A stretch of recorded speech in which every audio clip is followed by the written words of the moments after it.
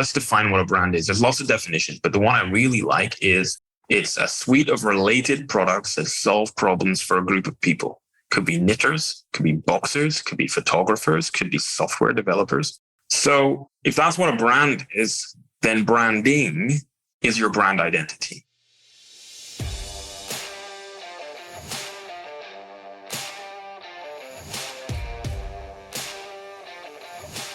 Hello and welcome to the eCommerce podcast. We believe that there is more than enough content focused on e-commerce marketing and not enough content celebrating the real heroes of e-commerce, those running the operation. Each week, we find and interview an e-commerce operations expert to share the secrets behind how some of this industry's most exciting businesses are run. I'm your host, Norbert Strappler, the CEO of SyncSpider. Hello and welcome to another eCommerce podcast. Today I'm talking to Ben Leonard from eComBrokers. Hey Ben, great to be with us. Hey Norbert, good to be here. Thanks for having me. Yeah, absolutely. So happy. Ben, tell me a bit about yourself, about eComBrokers. I think what I've seen is you make selling your e-commerce business simple, hassle-free, fair and clear, but better to hear it from your end. Sure. Yeah, absolutely. So yeah, I'm one of the co-founders of eComBrokers, which came about in the classic entrepreneurial way of trying to fix your own problem. I sold my first business in 2019 and the broker I used could have cost me over £300,000 in a catastrophic error. And I was very lucky because my accountant fixed the error. We tidied up the mess and we got the deal done. And we said, well, let's improve on that. So we founded eComBrokers. And like you said, our job is to help e-commerce business owners execute their business hassle-free. We plan and then execute e-commerce business owner exits. That's cool. So this is what the business owners aim for when they start their e-commerce business, to make a 7-figure exit. Yeah, absolutely. I think the way to go is to start with the end in mind. I think the way to make money in e-commerce, you're typically when you sell your business, typically with an e-commerce business, you're going to make at least 50% of all the money you ever make from that business will be made when you sell it. Mm-hmm. If that makes sense. And I think the smart way to approach an e-commerce business now is plan to eventually sell it. That's really interesting part. I think it depends where you come from, but I think the impetus behind founding eComBrokers were the mistakes that have been done while you were exiting. Yes, the broker that I worked with at the time, and there were limited options available at that time, it has to be said, for e-commerce business owners. Mm-hmm. They were operating at such a scale with so many business owners that they weren't hands-on enough, and their systems and processes let them down, or lack of good systems and processes let them down, and allowed poor errors to slip through their quality assurance process. And when they were ready to go, they'd signed off on everything, ready to go to market, and I spotted an error. I knew the numbers didn't make sense, showed it to my accountant. She ran it all again and figured out what they'd done wrong. And therefore, we decided to improve on that because the people running the deal weren't qualified. They'd outsourced a lot of it. They'd automated it. And really, you need people with experience on all sides of the equation. Accountants, mergers and acquisitions experts, people who own and operate their own e-commerce brands and understand what it's like, people who've bought businesses and sold businesses. And so we decided to create that. Mm-hmm. That's interesting. When do I know that I could probably sell my e-commerce business?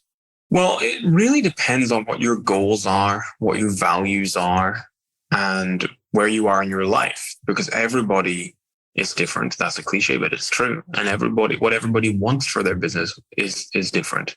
Some people will be happy to sell their business for $500,000, and some people want to sell it for $20 million. Some people's businesses will never have the potential to sell for $20 million for a variety of reasons, and they need to be realistic about that. And some people will have the potential for their business to grow to be stratospheric, but to get there, they need to sell it to the right people who can get it there. So in terms of what's right for you, it depends, which is why we encourage people to work with experts, now, even if they don't think they want to sell their business for a few years. Find out what your business is worth more or less now to give you a reference point, a map and a compass, so that you know, okay, here's what my business is theoretically worth, but I want to get it to, it's theoretically worth, $200,000. Well, I want to sell it for $800,000 minimum. What are the things I need to do to get me there? And then that shapes your strategy for the next, 12, 18, 24 months or whatever it might be. Mm-hmm. Okay. Well, you yourself, you grew an international 7-figure brand. Yep. And you achieved the Holy Grail exit after 3 years. So this is really awesome. Was it difficult to let go of the business? Yeah, there was a little bit of emotion in there, and this is one of the big learnings that I've taken away from this process and applied to what we're doing now. Is that it's a very emotional time. Selling something that's your baby, that you've put your heart and soul, your blood, sweat, and tears into. So it has to be. You have to accept that when you sell it, you're selling it. It's not yours anymore. You have to be sure that the people you're selling it to are the right people. And if it turns out after a period of time that they weren't the right people, you have to be willing to let that go, because you can't live your life that way. And the other thing about the emotion is that's why it's important to work with experts who can be the buffer between reality and your emotions. Because the last thing you want to do is get very emotional and make snap, quick, irrational decisions before you've had the chance to sit down with somebody else who can give you a cup of coffee and say, hold on a second, let's look at the raw data and let's talk about the actual reality here rather than talking about the emotion. Oh yeah, I can't believe that. And it is really something that can be very, very hard for someone to hear something that is maybe not that thing that the person wanted to hear. Yes, completely. Yeah. And you have to be willing to hear things that you don't want to hear. And if your broker that you're working with is a good broker, they will tell you what you don't want to hear, because they need to be working with your best interests at heart rather than just telling you what you want to hear. Because ultimately, if you just hear what you want to hear, you're not going to really get where you want to go. Yeah. And is there something that you wanted to wish that you knew about negotiation at the time before you started the process? I wish I could have predicted that a year later, my business would probably be worth double. Oh, wow. The change in the market. So I sold my business, and, I'm joking really, because although, it would have been nice if I sold it maybe a calendar year later. I sold my business on Halloween 2019. If I'd sold it a year later, I probably would have got double without even changing anything about the profit. It could have stayed flat, but the multiple would have probably been at least double. But I don't live my life regretting that, because, I might fall down the stairs and break my legs tomorrow. I might get hit by a bus. You can't live that way. Which is why when you come to selling your business, you need to be comfortable with the numbers. So for example, when I sold my business, I had to look at what I was getting upfront and look at what I might get on an earnout and say to myself, worst case, the new owners completely screw it up. We achieve none of the earnout targets and I get no more money than what I'm getting up front. Am I comfortable with that? And that's the question that I pose to my clients all the time. You need to be comfortable with that. But if I could have learned anything, I would have known that the market would have changed. Because it's been a wild ride since 2019. We've gone up and right back down again. Got it. What's the first mistake people looking to sell their e-commerce business usually make? The first mistake they make is they try to sell themselves, or they try to save money by selling it through some cheap service. In our businesses, we all work with experts, right? We work with legal experts to help us with our trademarks and our patents. We work with product designers to help us design our products. We work with expert manufacturers. We work with great photographers and videographers. And yet, for some reason, when it comes to their most valuable asset, some people think, I'll save money by selling it myself and avoiding a broker, or selling it through some cheap service, which is going to list their website and promises to flip it for them. Which is completely backwards thinking, because actually, if you work with an expert, you're not spending money, you're investing money to make more money, because their fees should actually more than pay for the value that they add to the business. I think this is what people are afraid for, to put some upfront money into some broker, and then the upfront money is gone, and they are afraid that a broker will not do what they paid for. Exactly, which is why we don't charge anyone upfront. Wow, that's great. So we charge people only after we've sold their business.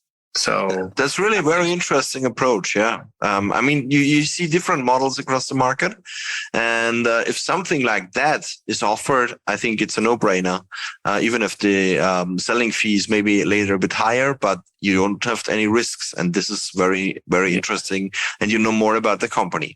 Let's talk a bit about e-commerce brands. I mean, there's still lots of adverts online telling people that they can easily identify a gap in the market and make millions.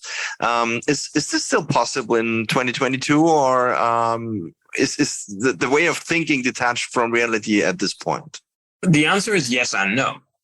So if your thinking is, I'm going to use a very clever tool to find some little gap and exploit that gap by finding some random product on Alibaba that's going to fill that gap, then no, because that's just trying to hack your way to success, and that's short-termist. It's not sustainable.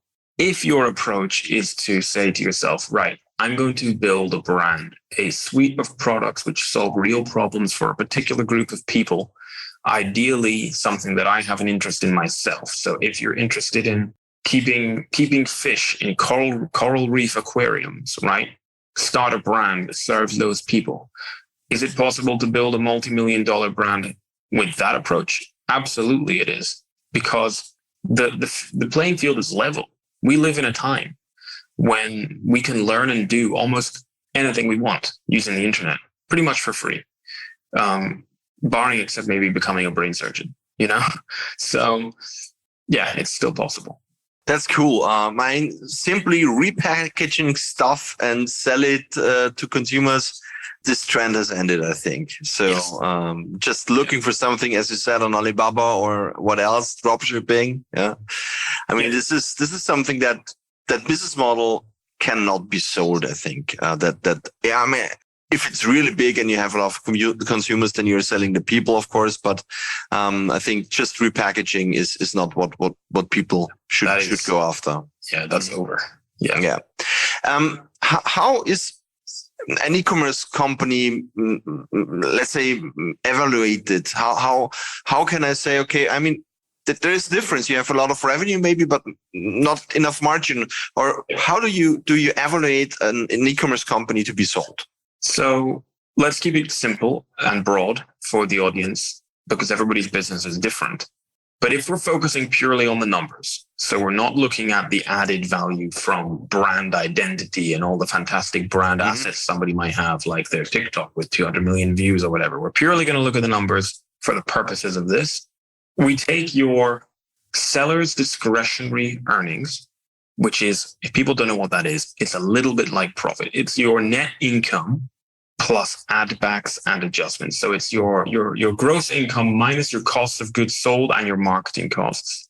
And then to that, we add back costs which the new owner of the business wouldn't expect to take on.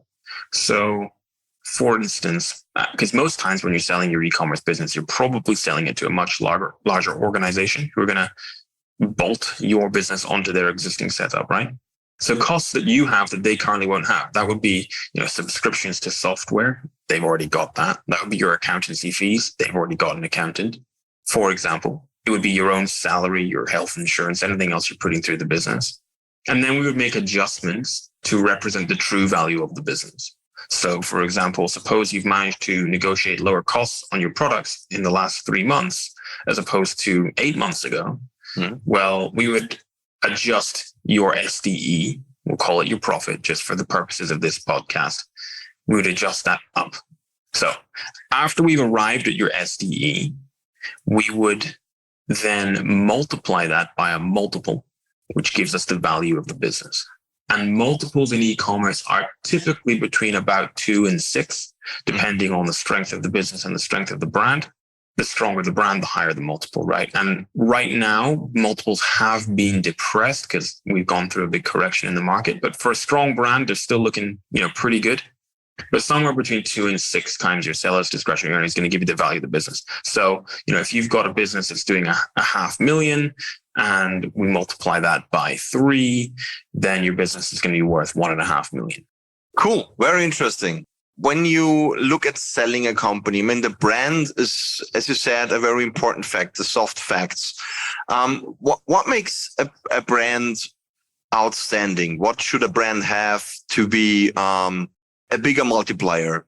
Yeah, a brand really needs to have a loyal and engaged group of people who feel an affinity towards your brand. So let me backtrack. Let's define what a brand is. There's lots of definitions, but the one I really like is it's a suite of related products that solve problems for a group of people.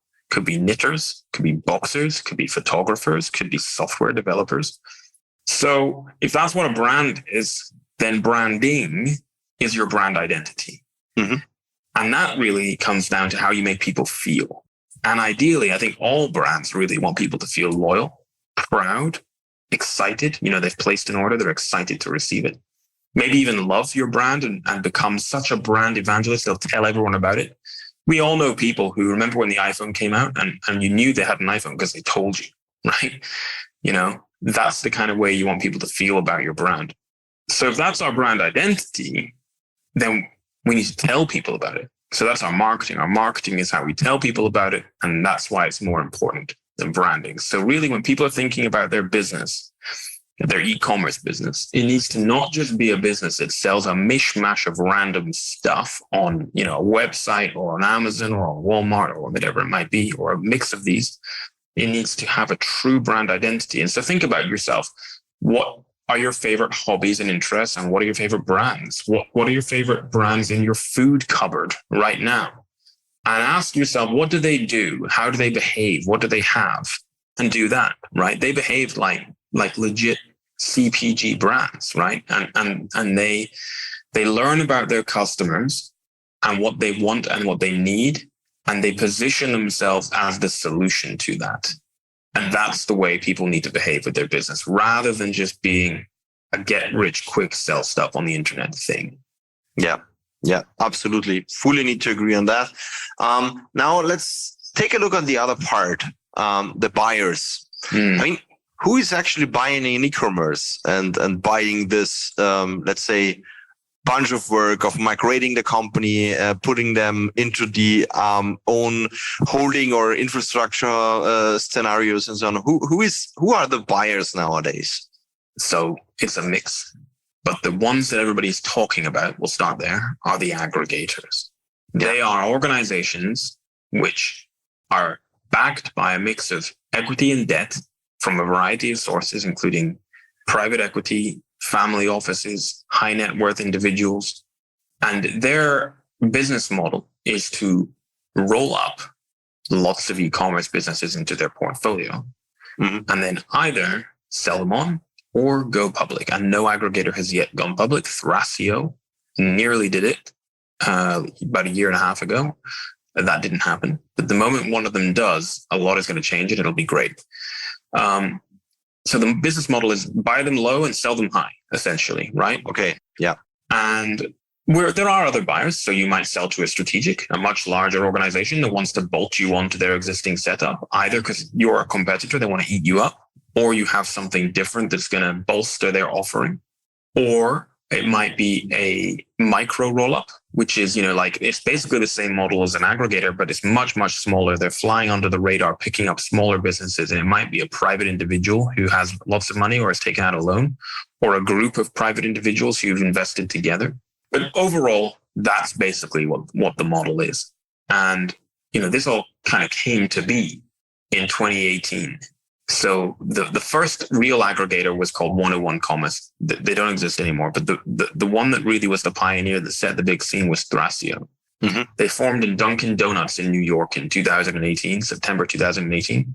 They bought my business a year later, and that was their first European acquisition. And since then, we've seen 200 odd aggregators form, all with similar but slightly different approaches. Some are buying everything. Some are buying particular categories. Some are buying small because they want to sell their entire portfolio to a big aggregator in the future.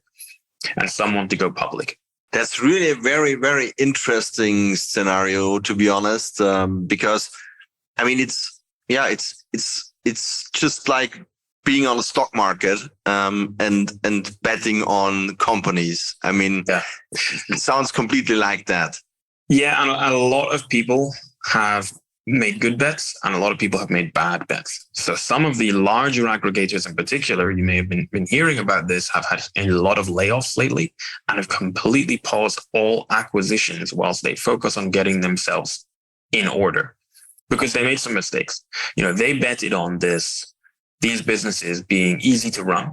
They're not. They basically somewhat arrogantly said, these aren't real businesses. This is just stuff selling on the internet. We'll just roll them up. They'll run themselves. We'll make lots of money. And they figured out actually they really need to get their operational capability fixed. And they've realized that you can't just buy rubbish. So, a year and a half ago, you could have a pretty terrible business and be a pretty terrible business person just selling random stuff on the internet, but it was making profit and you could sell it for a really high multiple because they were just buying, it was, call it cash flow arbitrage. If you had positive cash flow, they would buy it at a low multiple to roll it into their portfolio and immediately it's worth much more. Now it's all about brand. You have to have a real brand. It's kind of like Pinocchio, right? Pinocchio said, I want to be a real boy. Well, everybody with an e-commerce business needs to say, I want to have a real brand. That's cool. Really cool.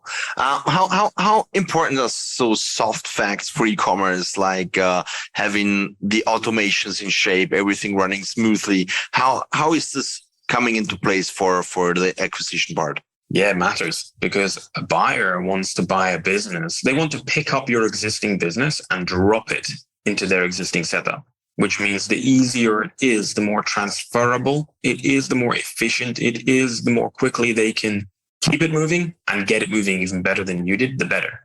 So the more automations you have in terms of software tools you're using, for example, for inventory management, for social media, for email marketing, for chatbots, the more outsourcing you have to competent outsourced individuals or agencies to run day-to-day ops, the better, because the easier it is for another organization to absorb your organization. That really matters.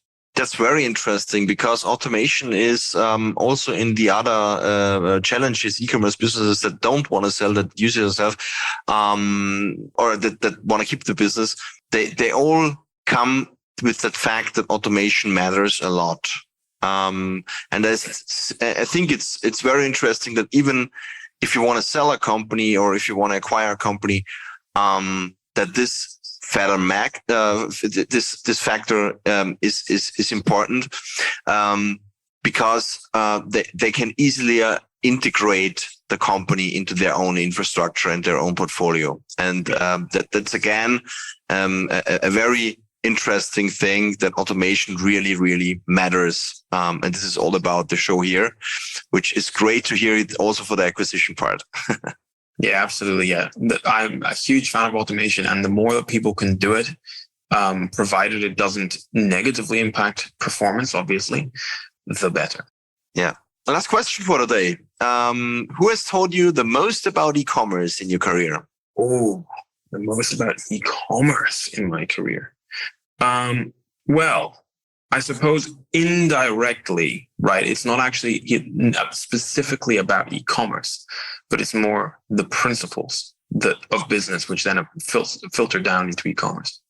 I got to say it's Michael E. Gerber, who wrote The Classic, The E-Myth, and then the best book, The E-Myth Revisited. I read that book probably once per year. The principles and teachings in it, though particularly simple, are timeless. And it's always good to give myself a refresher and make sure that I am applying those principles appropriately in everything that I do, whether that's on EcomBrokers, the new brands that I'm building myself, or my consulting, or whatever it might be, even day-to-day life, actually. So yeah, it's got to be Michael Gerber. Cool. Thank you very much. Thanks so much for being on the show. It was really interesting. I mean, a completely other part than we ever had so far of selling and buying ready-made e-commerce companies. What I learned and what I really like is get your brand in shape. Take care that the brand is there. It does not work for just rebranding things and selling them and then try to sell the company. It will not be the same thing as if you have put in really your blood, your energy, your sweat into the company. And then it's much more easy to sell than just if you rebrand something. And that there is really a market for this. So I didn't know that we have so many big players already trying to acquire e-commerce companies. The market really seems to be grown up now. And we're coming into very, very interesting times when it comes to selling a company. So thanks so much for being on the show. Thanks and if you liked it, then hit the subscribe button and listen for the next show. See you soon. Bye-bye. Cheers.